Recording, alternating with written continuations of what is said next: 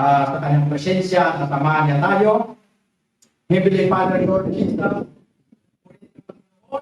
ito, maraming salamat sa oras na ito kung saan andito yung mga tao. And we prepare our heart and our mind, Lord, upang makinig ng iyong mga salita. Lord, sa gabi ito, alam namin na ikaw ang Diyos sa mga pangyarihan at ikaw ang Diyos na nagbibigay sa amin ng kaalaman. Buksan niyo ang aming puso, ang aming isipan, at isip, hindi ba knowledge, understanding, wisdom sa bawat salita mo na aming na maintindihan namin, Panginoon, ito magpapatibay sa bawat lingkod mo, Panginoon. Hallelujah. Lord, sa gabi ito, please for people, Lord, sa gabi ito, Panginoon, kami na nagkaisa sa pakinig ng iyong mga salita, Lord.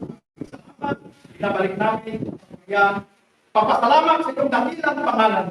Honor and glory belong to you. In the name of Jesus, shall we say, Amen. So, prepare ba tayong lahat? May mga question kayo mamaya, no? Kaya kailangan sa mga sa ating topic sa gabi ito.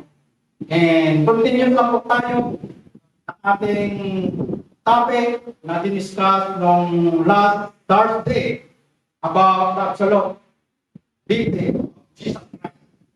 Na ang bawat isa sa atin, kailangan na founded po tayo dapat ng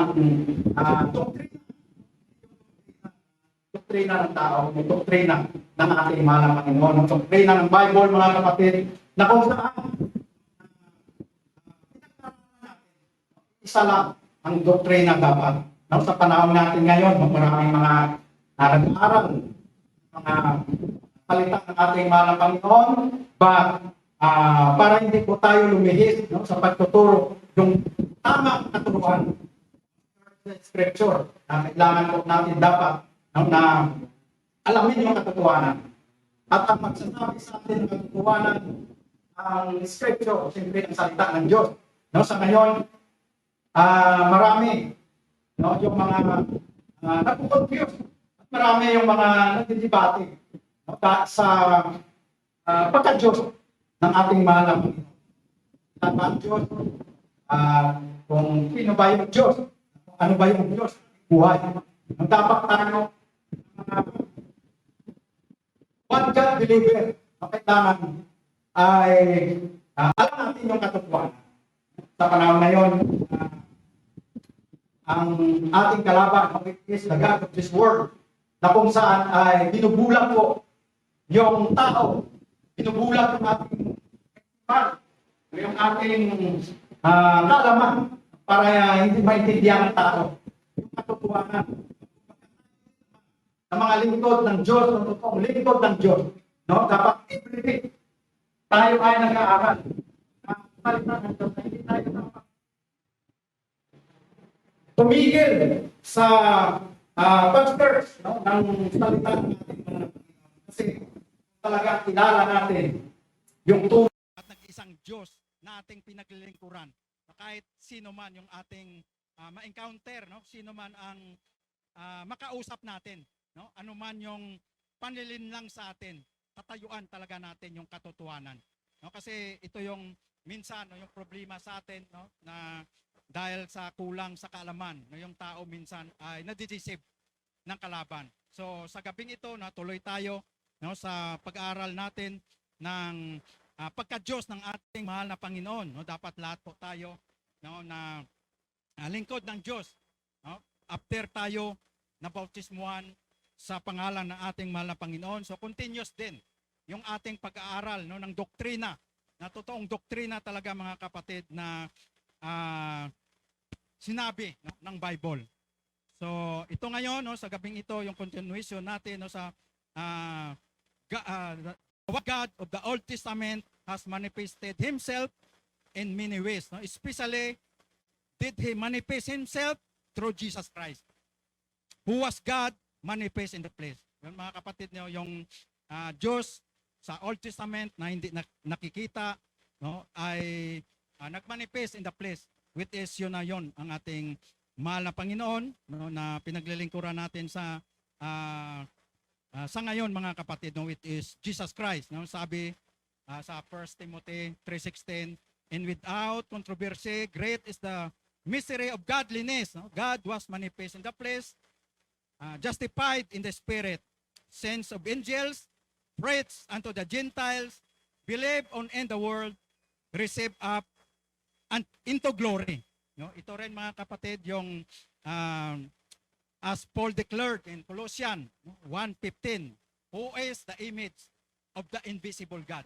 So ito na po yung Diyos natin, no? Ang Diyos sa Old Testament na hindi nakikita, manifest in the flesh. Ito na yung imahe ng Diyos na hindi nakikita, no? Kay Jesus Christ. Jesus is our Father manifested in the flesh. No? Basahin natin sa Isaiah chapter 63 verse 16, no? If you have a Bible, no, sundan natin at basahin para clear po sa atin, no? Hindi lang yung nakinig lang natin, kundi mababasa natin sa Bible, no, sa mga naka-online. So mas maganda, no, nababasahin din po natin ang mga verses, no, na ating sinasabi dito, at least para ma-clear po sa ating lahat, no, na talagang mapatunayan natin na yung Diyos mismo na pinaglilingkuran natin ngayon ang Diyos mismo na sa Old Testament na hindi nakikita. So, Jesus is our Father, no? Sabi sa Isaiah 63 verse 16, doubtless thou art our father through Abraham, be ignorant of us. In Israel acknowledge us not. Thou, O Lord, art our Father, our Redeemer. Thy name is from everlasting. So mababasa din natin, no, sa Isaiah 9:6, no? For unto us a child is born, unto us a son is given, in the government shall be upon his shoulder. In his name shall be called Wonderful, Counselor, the Mighty God, no? The Everlasting Father, walang hanggang Ama, no? The Prince of Peace. Mga kapatid, no, na dito clear na yun talaga yung ating mahal na Panginoon, yung Diyos Old Testament ay nagkatawang tao, na ito na ang ating mahal na Panginoon. Sa panahon natin ngayon, many confusing, no? Theories concerning the nature and reality of God. Kumbaga, sila din, no? Yung mga, minsan yung mga hindi natin masasabi, no? Kasi yung mga taong nag-aaral ng salita ng Diyos ay matatalino. Hindi basta-basta. Yung mga theologians and kumbaga yung mga matatalinong tao, no, ay sila ay nag-aaral ng salita ng Diyos. Kumbaga sila mismo, no, ay hindi rin nila, no, maintindihan. There are many who reject God as being a reality, no. Other believe God to be an impersonal, no, force that created the universe, but they reject his involvement, no, with mankind today. Ibig sabihin na nire-reject nila, no, ano ba talaga yung ating mahal na Panginoon, no? Kumbaga parang hindi nila tinatanggap, no, yung pagka-Diyos ng ating mahal na Panginoon. Great number, no? Accept Jesus Christ as a good teacher. Ibig sabihin tinatanggap nila ang ating mahal na Panginoon na good teacher of moral law, no? But they reject his divinity. Yun ang mga tao, mga kapatid, no, na kumbaga tinatanggap lang nila, no? Si Jesus Christ ay nagtuturo sa kanila, pero nire-reject nila ang pagka-Diyos ng ating mahal na Panginoon. So napatunayan din naman, no, sa mga pinapakita ng ating mahal na Panginoon, no, which is, no, during the time na siya ay nagtuturo, no, maraming mga miracles, no, na ipinakita yung ating mahal na Panginoon, no, sa healing, no, nagpapagaling na may mga sakit, no, bumubuhay ng patay. Hindi po yon gawain ng bilang isang tao lamang, kundi yon po ang kanyang ginagawa, no, mga miracle, mga kapatid, no, na kung saan ay yung mga may sakit, no, simula ng maliit pa, yung pilay, bulag, no, na simula pa sila ay bata pa, no, ipinanganak, ay pinagaling ng ating mahal na Panginoon. Yun ang kanyang pagka-Diyos. No? Siya ay nagpapatawad ng mga kasalanan, no? ng mga tao, mga kapatid. Yun yung pagka-Diyos ng ating mahal na Panginoon. Because our God, no, Jesus Christ is dual, no? Characteristic, no? Yung humanity and divinity. No? Yung humanity niya, mga kapatid, siya ay nagugutom, nauuwaw, siya ay kumbaga, siyempre nasasaktan, nasalaman siya siya ay napupuyat. No?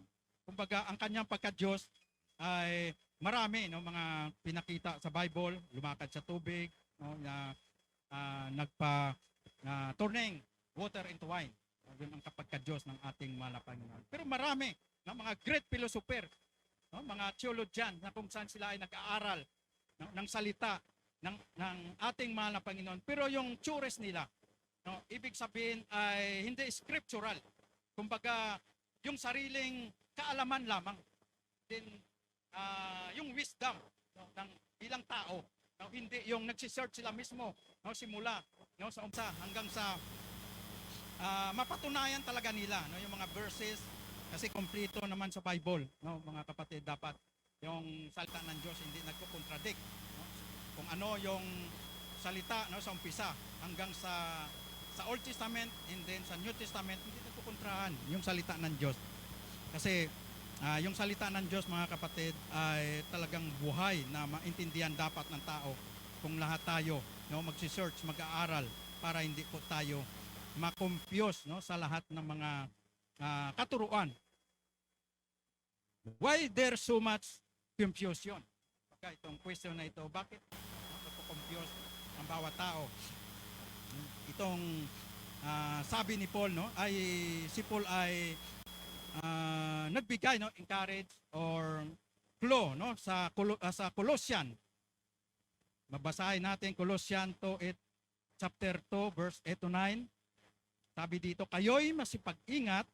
Ngayon, pinapalalanan po tayo, no, at ang Colossian, na baka sa inyo'y may bumihag sa pamamagitan ng kanyang filosofiya. No? Ibig sabihin, yung katuruan at walang kabuluhang pagdaraya. No? Ayon sa salit-saling sabi ng mga tao, ayon sa mga pasimulang aral ng sanlibutan, at di ayon kay Kristo. Yun, dapat tayo din, no, ay mag-ingat tayo, no, sa mga katuruan. Kung sino mang tao dyan, kung sino mang matatalino, great philosopher pa dyan, ng mga theologian, na kung saan ay nakatapos pa sila ng Doctor of Theology, no? Kumbaga, pero yung kanilang mga tinuturo ay hindi naman talagang totoong katuruan ng ating mahal na Panginoon. So, walang kabuluhan yon. No? Dapat mag-ingat po tayo doon. No? Bawat isa sa atin, kaya nga tayo, no, ay masigasig, no, na nag-aaral ng salita ng Diyos. No? Na wag natin dapat sa walang bahala, no, yung pag-aaral na kung sino ba ang Diyos talaga na pinaglilingkuran natin. Kasi mga kapatid, no, ang katotohanan, no, dapat, no, siya yung magbibigay sa atin, no, ng freedom, no? Sabi sa John, no, 8:32, and ye shall know the truth, and the truth shall make you free.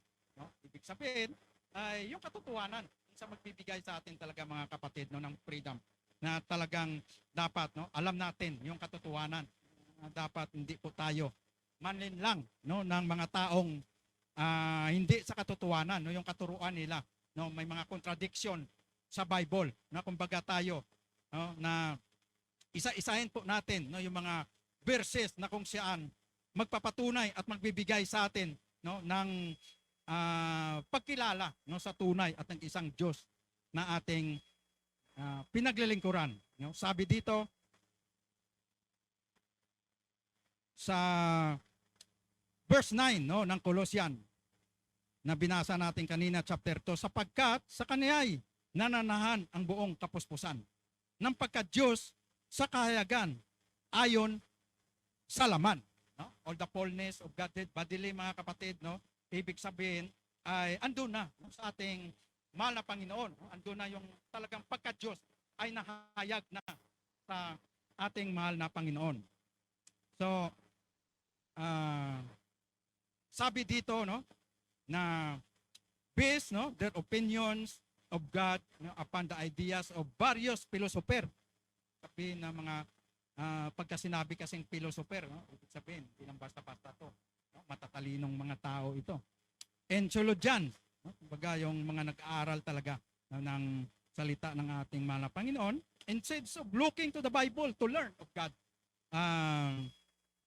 they have tried to define Him according to man's wisdom and understanding. Kumbaga, dapat, no, sa pag-aaral ng salita ng Diyos, na imbes na mag-search sa Bible, sila mismo, no, kumbaga sa kanilang katalinuhan, no, sa kanilang wisdom, doon lamang nila dinidefine.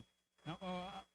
Alam ko naman mga kapatid, no, kung talagang hingi natin sa Diyos yung talagang wisdom, understanding, no, through the guidance, no, of the presence of God, no, through the guidance of Holy Spirit, maintindihan talaga ng tao yung katotohanan, no? Kasi sa pagbabasa natin ng salita ng Diyos, hindi basta-basta lamang na babasahin mo lang, no, walang guidance. Kailangan hilingin mo muna bago ka mag-aral, no? Kaya tayo may mga panalangin, hingi natin sa Diyos, Lord, turuan mo ako, tulungan kami na maintindihan namin at makilala ka. Ikaw talaga ang Diyos, no, na tunay na aming pinaglilingkuran at ibibigay ng Diyos.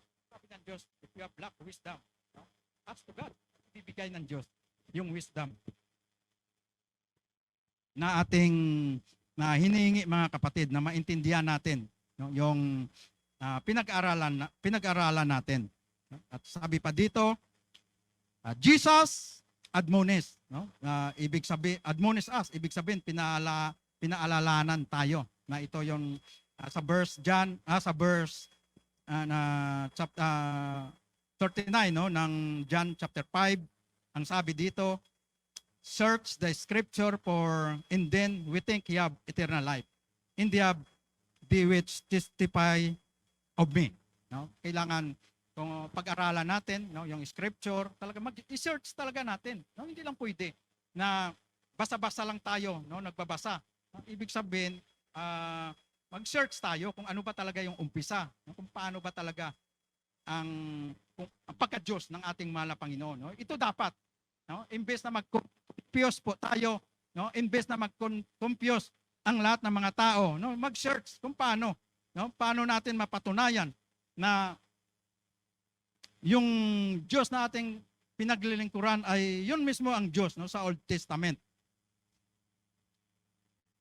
Na dapat hindi tayo tumigil, no, sa pag-aaral para malaman natin yung katotohanan, no, na hindi basta-basta, no, na kumbaga yung pag-aaral, no, sa salita ng ating mahal na Panginoon.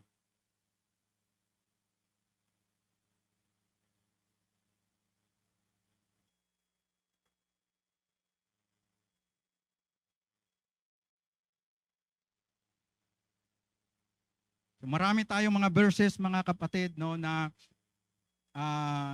ipakita ko sa inyo at mapatunayan ng salita ng ating mahal na Panginoon na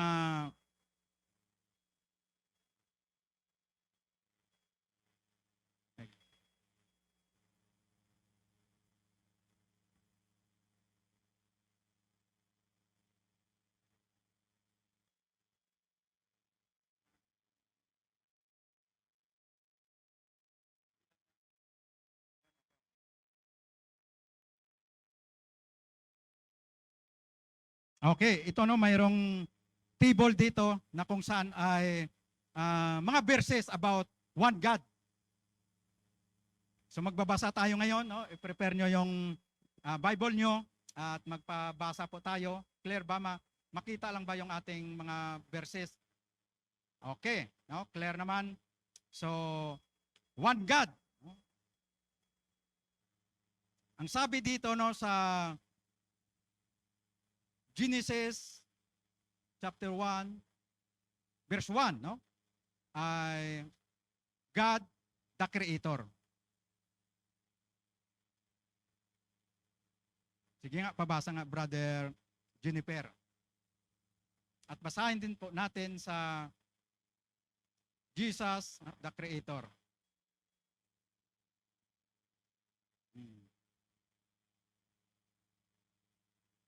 Genesis 1:1. Nang pasimula ay nilikha ng Diyos ang langit at ang lupa. Okay, so basahin din natin sa John Chapter 1, verse 10. Brother Jess. Yung mga verse yung makikita natin. John 1:10. He was the world, and the world. Yan mga kapatid, naman clear naman dyan sa ating nababasa. The Bible does not contradict itself. All the books in it harmonize perfectly. Ibig sabihin, magkukontradi. Sinabi ng Diyos sa Old Testament, and din sa New Testament, na sinabi ng Diyos na siya ang naglikha ng malang Panginoon, na dito sa John chapter 1 verse 10. At ito naman ang God, Redeemer and Savior sa Old Testament. si Brother Jennifer, ikaw der sa ano? Brother Jess sa Matthew chapter 1 verse 21. I-take down notes nyo yung mga verse na ito kasi napaka-importante ito sa ating bilang one God believer. 1 Timothy chapter 4 verse 10. Sapagkat dahil dito ay nagsisipagal kami at nagsipagsikap sapagkat may pagkaasa kami sa Diyos na buhay, na siyang tagapagligtas sa lahat ng mga tao, lalong-lalo na sa mga nagsisampalataya. Yun, ang Diyos natin ay siya ang tagapagligtas, no? Sabi ni Jesus Christ. Dito naman no sa God the Shepherd. Sa Old Testament, Okay. Doon kasi ako nakakalimutan. Sige. Natayo ulit ulam. Sige. At siya ay manganak ng isang lalaki. Ang pangalan sapagkat iligtas niya ang kanyang bayan sa kanilang mga kasalanan. Ang sunod natin na verse ay God the Shepherd sa Psalms chapter 23 verse 1. Sa 23 verse 1, ang Panginoon ay aking pastor, di ako mangangailangan. Sa Hebrews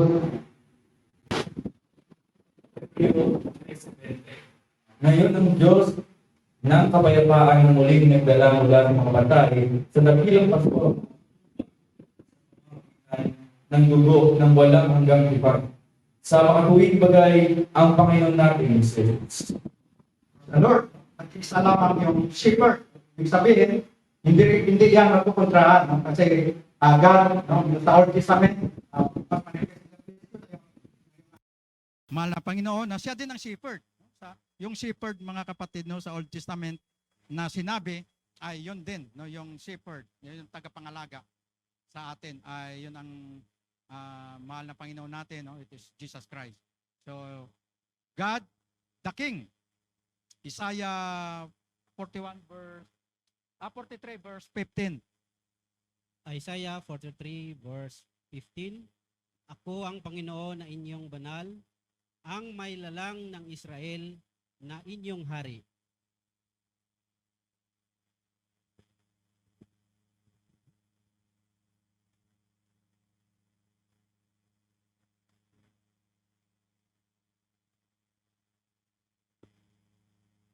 Yan no, na sa Bible mga kapatid, no, may nag-isang hari, no, at wala nang ibang hari kundi ang Diyos natin, no. Kumbaga sinabi din ng ating mahal na Panginoon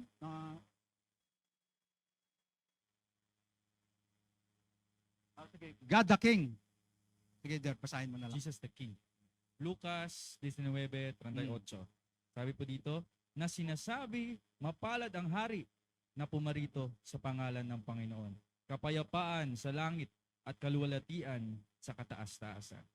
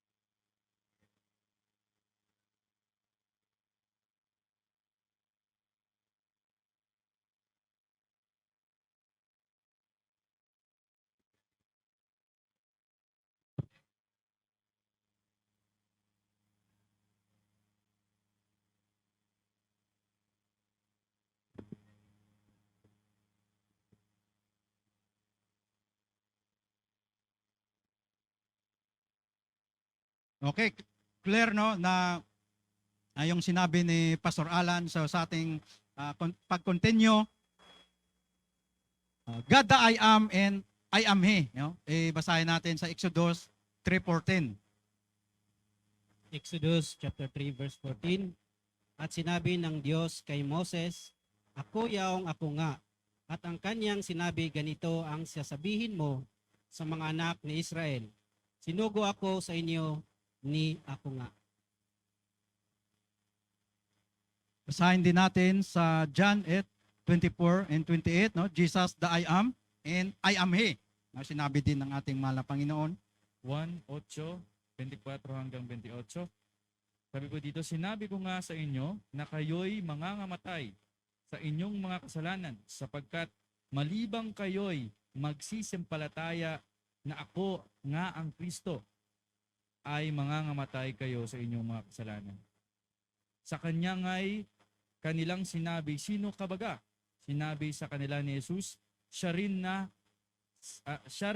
na sinalita ko sa inyo mula pa ng una. Mayroon ako maraming bagay na sasalitain at hahatulan tungkol sa inyo. Gayunpaman, ang nagsugo sa akin ay totoo at ang mga bagay na sa kanya'y aking narinig. Ang mga ito ay sinasalita ko sa sanglibutan. Verse 27, hindi nila mapagunawa na tungkol sa Ama ang kanyang sinasalita sa kanila. 28, sinabi nga ni Jesus, kung maiatas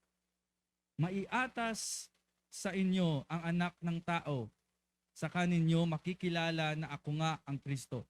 At wala akong ginagawa sa aking sarili, kundi sinasalita ko ang mga bagay na ito ayon sa itinuro sa akin ng Ama. Okay, no? And God the first and the last, no? Ito yung sa Old Testament, and then sige, basahin natin, Brother Jennifer. God the first and the last, Isaiah 41:4. Sinong nasa likod ng lahat ng ito? Sinong nagpapagalaw sa takbo ng kasaysayan mula sa pasimula? Akong si Yahweh na naroon na noon paman at nanatili hanggang sa katapusan. Isaiah 44 verse 6. Ang sinabi ni Yahweh ang hari at tagapagligtas ng Israel, ang makapangyarihan sa lahat, ako ang simula at ang wakas, walang ibang Diyos maliban sa akin. Yan, clear, no? Yung sinabi, no, na walang Diyos na maliban sa Kanya. Ito rin, no, sabi sa Jesus the first and the last, no, sa Revelation chapter 22 verse 12 to 13, Brother Jess. Pahayag 22:12 hanggang 13. Sabi dito, narito ako'y madaling pumaparito at ang aking gantimpala ay nasa akin upang bigyan ng kagantihan ang bawat isa ayon sa kanyang gawa. Ako, ang Alpha at ang Omega, at ang una at ang huli, ang pasimula at ang wakas. Oh, clear mga kapatid, no, na yun din ang sinabi, no, sa Old Testament, and dito, no, sa New Testament, no, yung ating mahal na Panginoon, na siya yung una atuli, no? Ibig sabihin wala nang ibang Diyos, no, na maliban, no, sa kanya, no, yung Diyos na pinaglilingkuran natin na nagkatawang tao, mga kapatid. So God the Rock, basahin natin sa Deuteronomy chapter 32, no, verse 4. Deuteronomy chapter 32 verse 4. Si Yahweh ang inyong batong tanggulan, mga gawa niya'y walang kapintasan, mga pasya niya'y pawang makatarungan. Siya'y Diyos na tapat at makatwiran. Jesus the Rock, no, sa 1 Corinthians. Sige, basahin natin, Brother Jess. Tuloy-tuloy lang. Unang Korinto 10:4. At lahat ay nagsiinom ng isang inumin ding ayon sa Espiritu, sapagkat nagsisiinom sa batong ayon sa Espiritu na sumunod sa kanila, at ang batong yaon ay si Kristo. Yan, clear, no, yung sabi. So, Epeso. sa Ephesians, basahin din natin. Chapter 2, verse 20. Epeso 2:20. Na mga itinayo sa ibabaw ng kinasasaligan ng mga apostol at ng mga propeta, na si Kristo Jesus din ang pangulong bato sa panulok. Okay. So, God is coming. Basahin natin, brother, sa Zechariah chapter 14 verse 5, no, at Psalms chapter 50 verse 1 to 5. Zechariah chapter 14 verse 5. At ako'y magsisitakas sa libis ng aking mga bundok, sapagkat ang libis ng mga bundok ay nagsisiabot hanggang sa Azil. Oo, kayo'y magsitakas gaya ng kayo'y tumakas mula sa lindol ng mga kaarawan ni Osias na hari sa Juda. At ang Panginoon kong Diyos ay darating at ang lahat na banal na kasama niya. Mga awit, Psalms chapter 50 verse 1 to 5.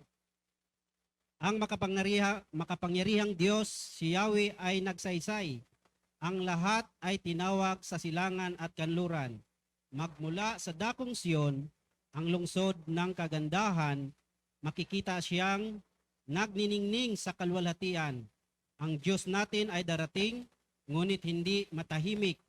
Sa unahay, nangunguna ang apoy na nangangalit, bumabagyong ubod lakas, humahangin sa paligid. Ginagawa niyang saksi ang lupa at kalangitan upang masdan ang ganitong paghatol sa mga hirang. Ang lahat ng matatapat na lingkod ko ay tipunin, silang tapat sa kasunduan at nag-aalay ng handog.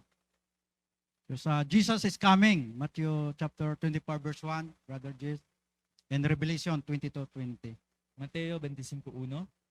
Kung magkagayon ay magkakatulad ang kaharian ng langit sa 10 dalaga, na kinuha ng kanilang mga ilawan at nagsilabas upang salubungin ang kasintahang lalaki. Revelation. Pahayag 22:20. Sabi dito, ang sumasaksi sa mga bagay na ito ay nagsasabi, oo, ako'y madaling pumaparito. Siya'y nawa. Pumaparito ka, Panginoong Hesus. Okay, no? At ito yung mga verses na ito, no, mga kapatid, ay nagpapatunay lamang, no, na kung saan ay kung talagang pag-aralan natin, no, saliksikin natin, no, simula sa Old Testament, no, yung sinabi dito, no, kasi nahati ito sa dalawa, no, sa Old Testament and New Testament, na kung saan ay hindi ito magkukontrahan, na kumbaga nagpapatunay lamang na ang Diyos na pinaglilingkuran natin, yun din mismo, no, yung Diyos sa Old Testament na nagpahayag sa laman, no, nagkatawang tao, no, para iligtas tayo, no, lahat ng mga salita na ito, no, kung saan ay nabasa natin isa-isa yung mga verses na magpapatunay sa atin, no, na talagang makilala natin kung sino ba talaga yung Diyos na pinaglilingkuran natin simula noon hanggang ngayon. Kasi ang Diyos, mga kapatid, ay hindi nagbabago, na kung saan ang kanyang salita, no, remain forever, na kung saan hindi pwede babaguhin, no? Kung sa atin, no, kung talagang tayo ay nanaliksik, no, baga hindi pwede, no, hindi talaga natin malaman yung katotohanan, no, sa lahat ng mga patunay, no, ng salita ng Diyos, na ito yung magbibigay sa atin, no, foundation natin, na pagka may mga magtanong, no, na paano ba ang pagka-Diyos ng ating mahal na Panginoon, masagot natin, no, through the verses din, no, na salita din ng ating mahal na Panginoon, no. Kaya kung may mga katanungan kayo, no, sa mga verses na ito, no, kung may mga bumabagabag, no, sa inyong kaisipan, na kung saan ay hindi ninyo maintindihan, no, pwede natin sa gabing ito maisa-isa, no, at kukuha tayo ng mga katanungan. Alam ko na maraming mga katanungan, no, sa online, no, at dito sa charts, na i-clear natin, no, yung baka mamaya, no, ay may mga hindi pa kayo maintindihan, no, sa mga nabasa natin. At least sa gabing ito ay ma-clear sa ating lahat, no, na sa ating paglilingkod, no, sa ating mahal na Panginoon, na kumbaga wala na tayo, no, mako-confuse pa, no? Dapat hindi na tayo nagko-confuse pa, mga kapatid, no, sa katotohanan, no, sa hanggang sa ngayon marami pa rin, no, yung mga nagko-confuse, no, ng mga ibang sikta, na kung saan ay ang pagkakakilala nila, no, sa kanilang Diyos na pinaglilingkuran, no? For example, sa Trinity, na kung saan ay kung talagang pag-aralan mo talaga yung Trinity, no, na nagkukontrahan, no? Kumbaga kung talagang idiin mo yung katotohanan, no, talagang hindi, no, hindi nila masasagot yung mayroong nag-isang Diyos pero may tatlong persona. Napakahirap intindihin. Pero sa atin, no, may naniwala tayo na may nag-iisang Diyos, no, ang Diyos na sa Old Testament, hallelujah, na hindi nakikita. Kumbaga yung Diyos na pinaglilingkuran natin, no, sa ngayon, which is si Jesus Christ, yun din ang Diyos, no, na nagkatawang tao. So, pwede tayo, no, magkuha ng mga katanungan, no, bago tayo mag-end, no, bago tayo magbigay ng papuri sa ating mahal na Panginoon. So may mga 20 minutes pa naman tayo.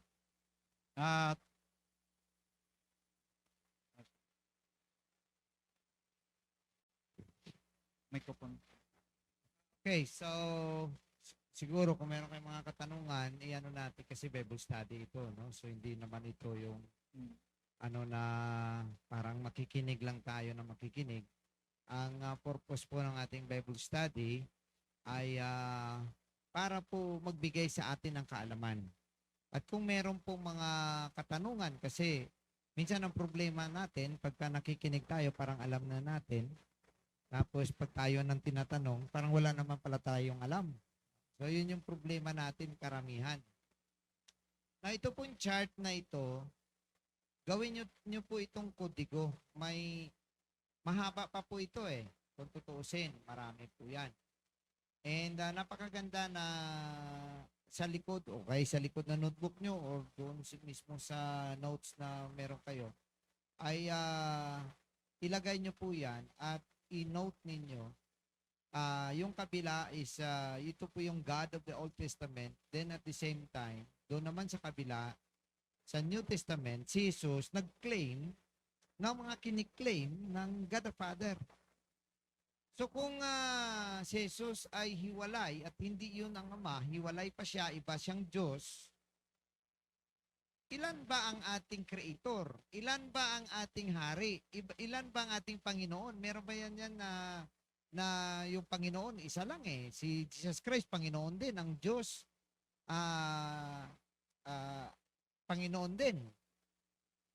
Meron din magandang verse dyan sa I am the first and the last, and also kadugtong niya ay ang God is coming, Jesus is coming. Ang Revelation chapter 1, idagdag nyo na lang in both chart, in both black, in both boxes ang 1 verse 8 ng Revelation. Ito mas maganda, oh. Sabi niya rito, I am Alpha and Omega, the beginning and the ending. So alam naman natin na isa lang naman ang beginning, di ba? Isa lang din ang ending.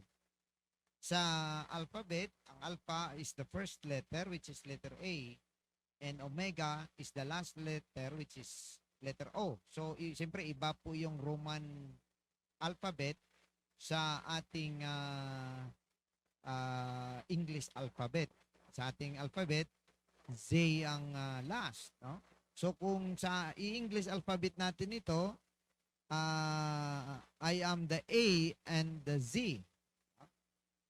Sabi niya, the beginning and the ending saith the Lord. Now take note na ang Lord dito ay capital L, small letter O, R, D, na tumutukoy kay Jesus. Okay? Anong sabi niya?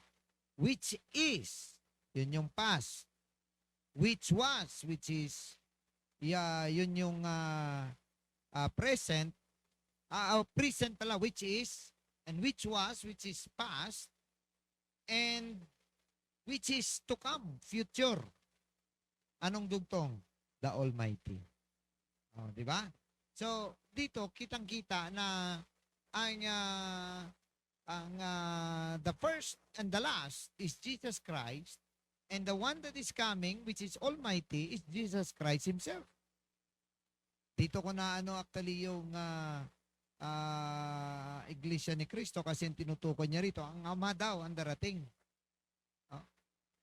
Pero dito sa dulo sa Revelation 22, ang nakasulat, even so come, Lord Jesus.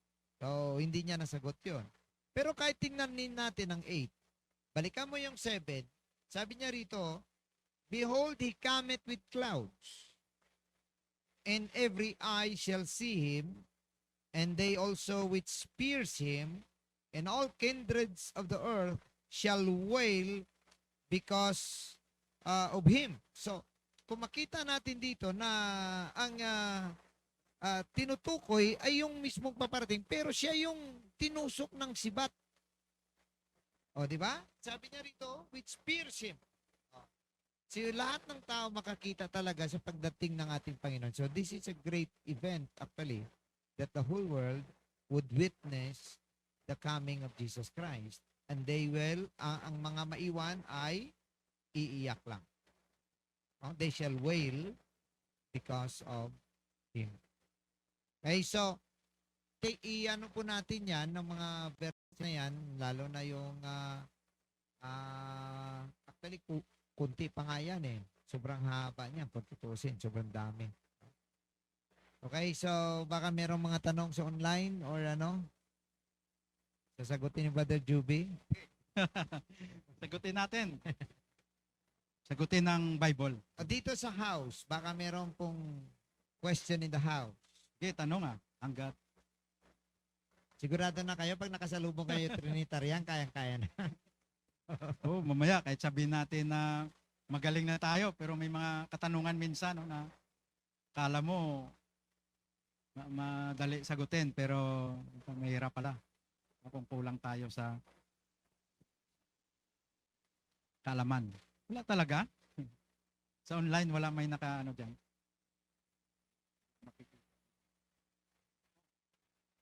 May Brother Joshua, akala ko may... Ayan, si Sister, ano pala.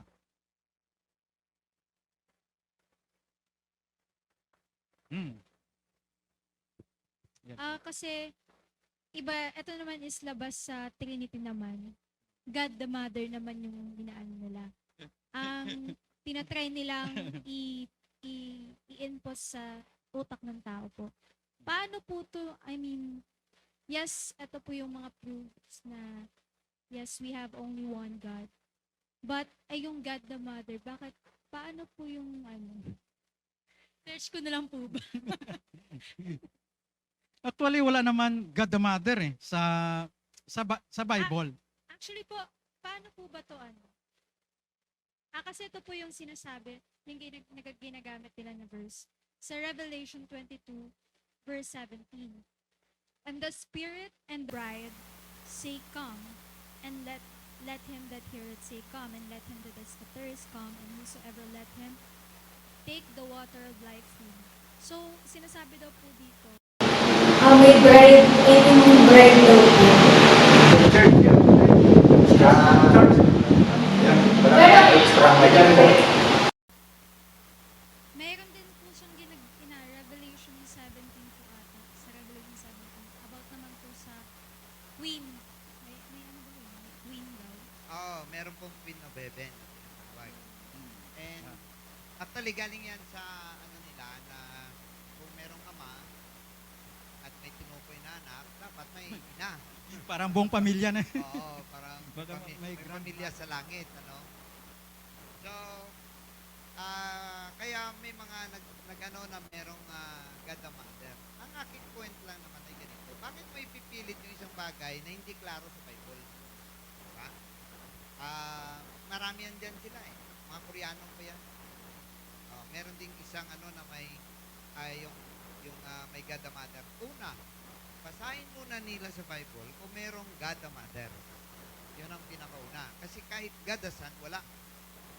God the Holy Spirit, wala rin. Wala kami mabasang God the Spirit. Wala kami mabasang God the Son. Wala kami mabasang God the Mother. Ang unang itanong sa mga ganyan, basahin muna nila kung saan yung God the Mother. Merong kasing God the Father. Merong God the Father sa Bible. Diba? Yun yung Ama. Pero wala pong God the Son. Wala rin God the Spirit. Son of God meron, Spirit of God meron. Mother of Jesus meron, pero walang Mother of God. Wala sa Bible yun. So, ang kanilang, kagaya ng Catholic, dahil si Jesus Christ is God, then Jesus Christ is the mother, and Mary is the mother of Jesus, so Mary is the mother of God. So, paano mo sasabihin kung ganun ang rhetoric niya or yung pinaka-argument, paano mo sabihin na ina ng Diyos, si Mary, na siya rin naglikha? So ikaw naglikha ng ina mo, tapos ipinanganak ka ng ina mo? Di ba? Parang ang labo. Masyadong malabo talaga. Kaya yung mga ganyang mga gusto lang niya maging unique. Gusto lang maging unique. Pero ang kanilang tinuturo, wala naman sa Bible. At ang tinutukoy dyan na Queen of Heaven, may dalawa kasi dyan na babae. No? Ang isa ay the mother of harlot, the harlot, no? The mother of all religion. At ang isa dyan ay yung woman in travail. Pero yung woman in travail doon ay yun, patuko yun sa Israel. Na kumbaga, yung ipapanganak niya yung tagapagligtas, hinabol siya ng dragon. So, hinahabol siya. So, wala ni isa dyan na tumutukoy na mayroong isang reyna sa langit. Wala kami mabasa sa Bible. Parang inisip na lang ng tao na meron. So, lahat ng yun ay haka-haka. Lahat ng yun ay opinion. No? Kagaya niyan, na pwede ako magsabi ng may opinion ako, na doon sa langit, may anghel na nakapangalang-alan. Parang ganon. Parang isipin ko lang na may ganon. Na wala naman sa Biblia. So, ibig sabihin, yung kagaya niyan, for example, ang Trinity, in-assume lang nila yung Trinity. Kasi hindi nila may paliwanag yan. Kasi ang ginagawa nila, ditong kabilang side, ang in between is versus. So, kumari, letter A ang kabilang side, letter B yung kabilang side. So, lumalabas, A versus B. Na mali yun. A is equal to B. Ganon dapat ang equation. Hindi siya dapat mag-A versus B kasi pagka ganyan, pinapaaway mo ang mga bersikulo. Pinapaaway mo yung Bible. Na dapat ang isa na nabanggit na ng Panginoon dahil hindi naman nagko-contradict dito sa isa, ang gawin mo, hanapin mo yung missing link. Ano yung tulay doon sa kabila, papunta sa kabila? Paano nagkaganyan? O kagaya niya, no, klaro na si Jesus ay naglikha ng lahat ng bagay. He was in the world, and the world was made by Him, and the world knew Him not. So, kung makita mo siya ang naglikha, ngayon, papayag kayang ama kung mag-isa lang yung ama doon na naglikha, papayag kaya siya na i-claim ni Jesus Christ kung iba si Jesus Christ? O, samantala, klaro naman sa Hebrews na hindi inaagaw ng laman ang mga bagay o ang kaluwalhatian ng Diyos. So, ito, no, tandaan natin lagi na yung yung mga ganyang mga false doctrine, ang unang itanong, saan mabasa yung ganun?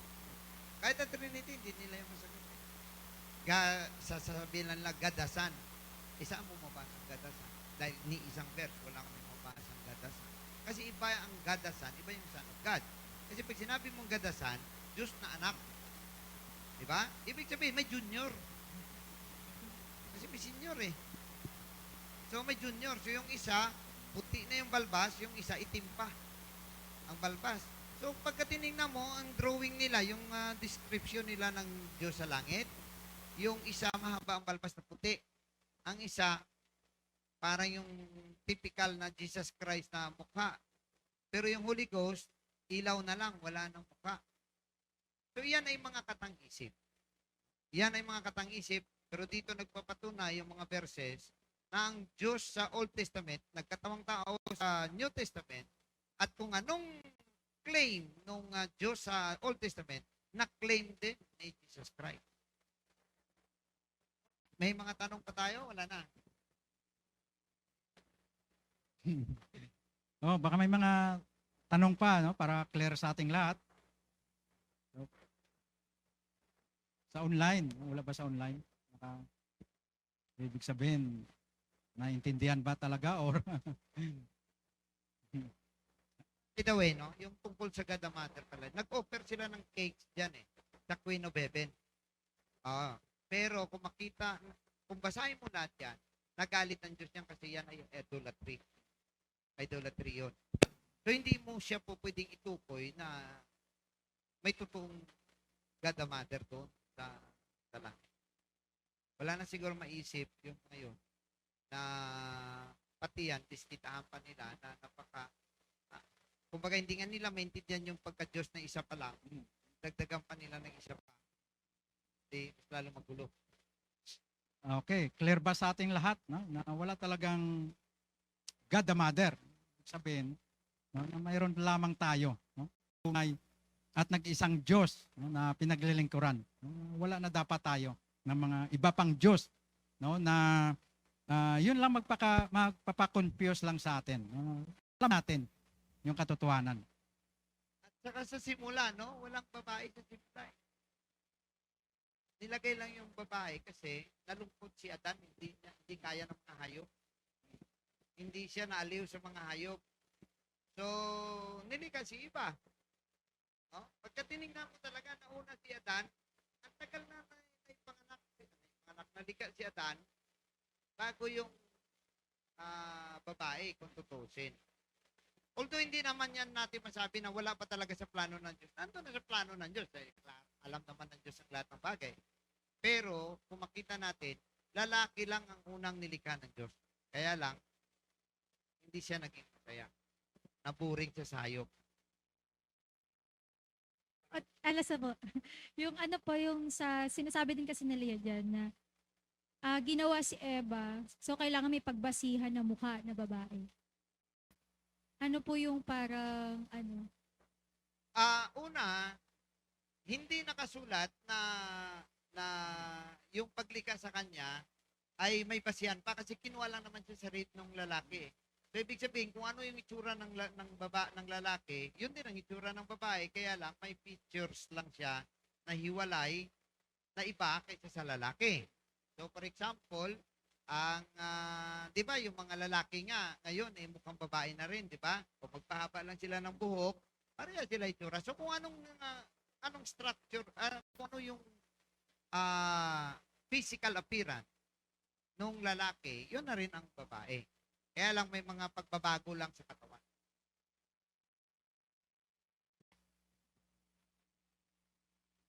Oo. Oo. So, yung babae ay nakadesinyo siya for procreation. Procreation.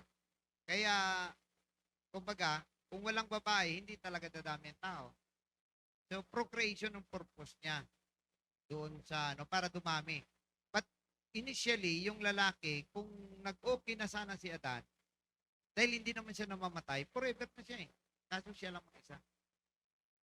So, yung babae is procreation. That is why, pero naalam na ng Diyos yun. Kasi pag lika kay Adan, imposible naman sigurong wala siyang reproductive system, di ba? Nandun na yung reproductive system niya eh. So, ibig sabihin, nasa plano naman na ng Diyos. Pero, pinakita lang kung anong pinakadahilan nung paglikha ng babae. So, yung babae is a later addition sa creation ng Diyos. Although pinag-isa yan sa chapter 3 na male and female created he them. Pero summary na lang yon. Yung chapter 2, yun yung proseso ng paggawa.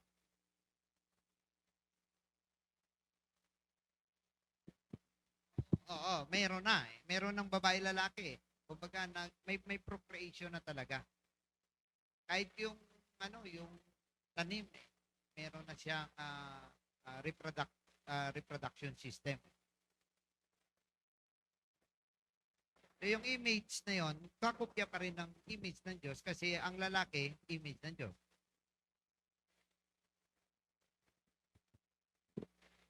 Okay ba, Claire? Clear ba sa ating lahat, no? At napaliwanag naman, no, na kung mayroon pa mga katanungan, kung wala na, no, na ay tayo ay patuloy, no, na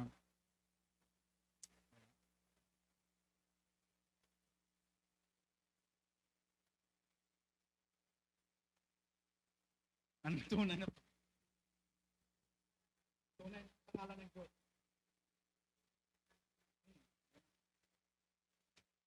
Okay. Ang Diyos kasi kapag gumawa siya ng isang bagay, may tinatawag sa kanyang pangalan. Pero kung ating mapuna sa Revelation, meron siyang isang last na pangalan na yun ang magiging pangalan all in all. So, itong pangalan na, kagaya for example, pag nag-provide siya sa atin, tinawag siyang Jehovah Jireh. Tama? So, pag nagbigay siya sa atin ng kapayapaan, Jehovah Shalom. So, kung anong gagawin niya, dinudugtong lang sa pangalan niya. Yun ang dating Pero tinanong siya, anong pangalan sasabihin ko? Sabi ni Moses. Wala siyang may binanggit. Sabi niya, I am that I am. I am He that sent you. So, ang I am He na yon na tinutukoy niya ay prophetic dahil may tinutukoy siya. Si I am. Ngayon, makita natin dyan, na-claim din ni Jesus Christ yun, yung word na I am. At I am He. Although na grammatically, parang normal siyang sinabi ng Panginoon, ako siya. Pero kung yun ay ordinaryong word, bakit natumba sila lahat? Kapangyarihan ang meron sa word na yun. Kasi kung ordinaryo lang yun, sa grammar lang, kasi tinanong siya eh. Sinong inaanap ninyo? Si Jesus ng Nazaret. Anong sabi niya? I am He. Pagkasabi niya ng I am He, kung ordinaryo lang naman ang sagot yun, hindi sila dapat matumba. Ba't natumba sila lahat? Ibig sabihin, yung I am He na yan, yun yung word na makapangyarihan na pinakilala ng Diyos doon pa lang sa Old Testament. Ngayon, ang sabi ng Isaiah 52:6, sabi niya, ito ang pangalan. Actually, sa ngayon, ang totoong pangalan ng Diyos, Jesus. Kasi itong sabi niya, Isaiah 52:6, sino makabasa? Pakibasa dyan.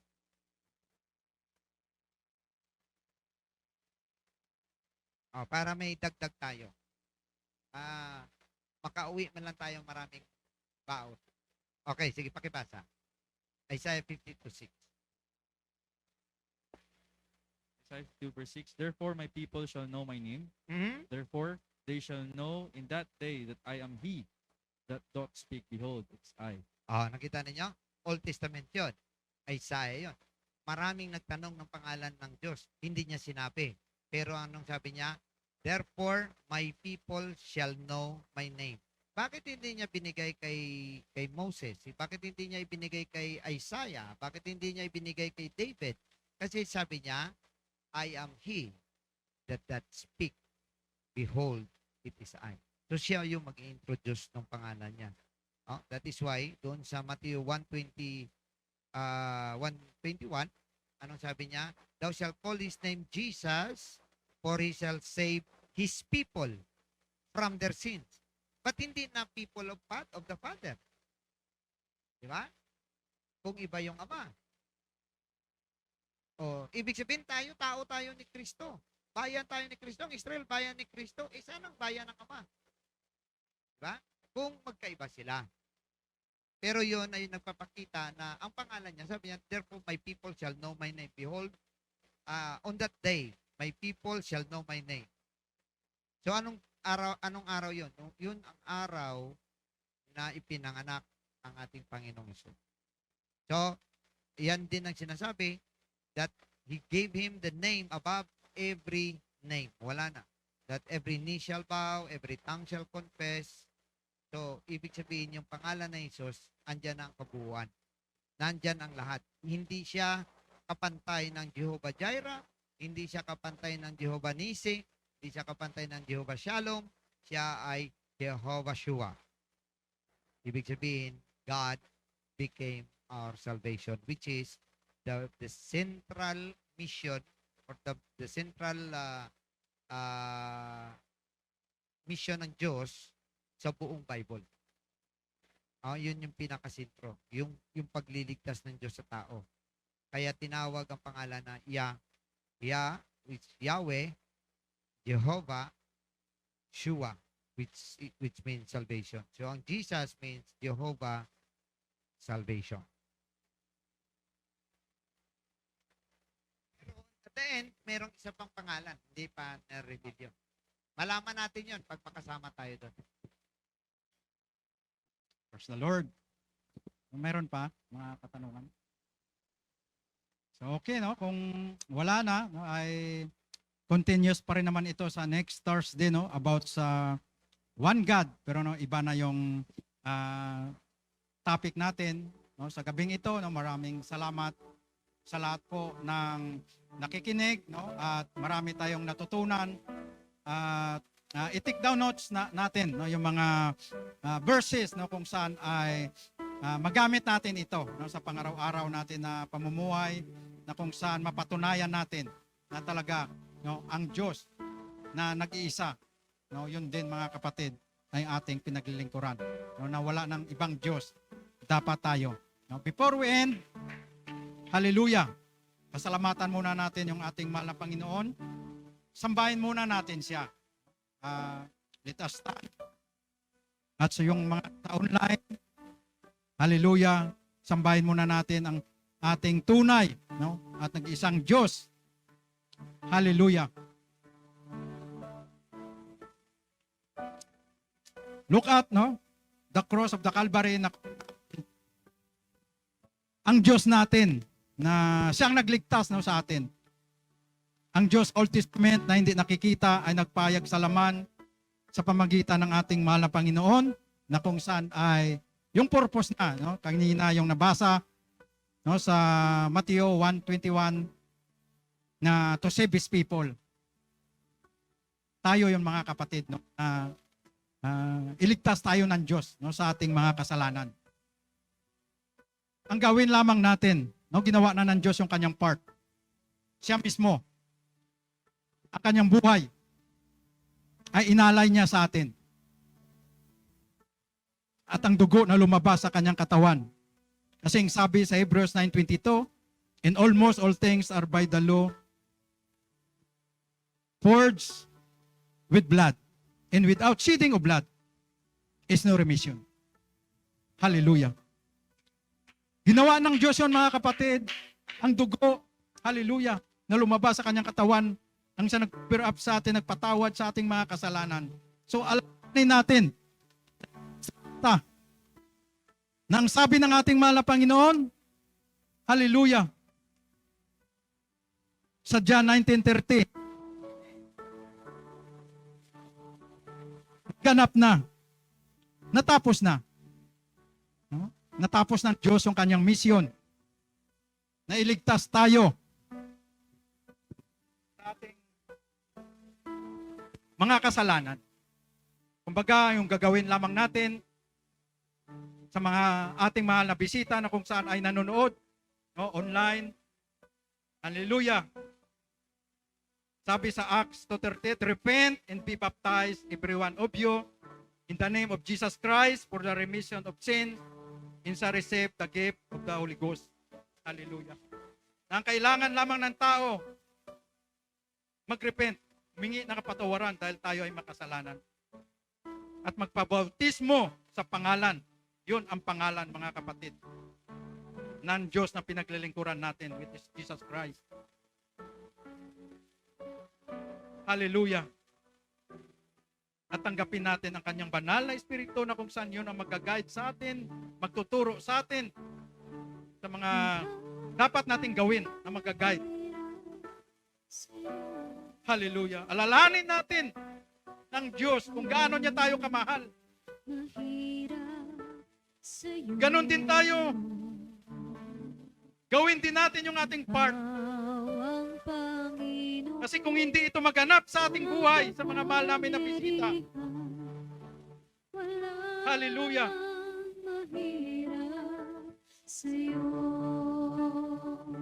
ay hindi natin makamtan ang kaligtasan.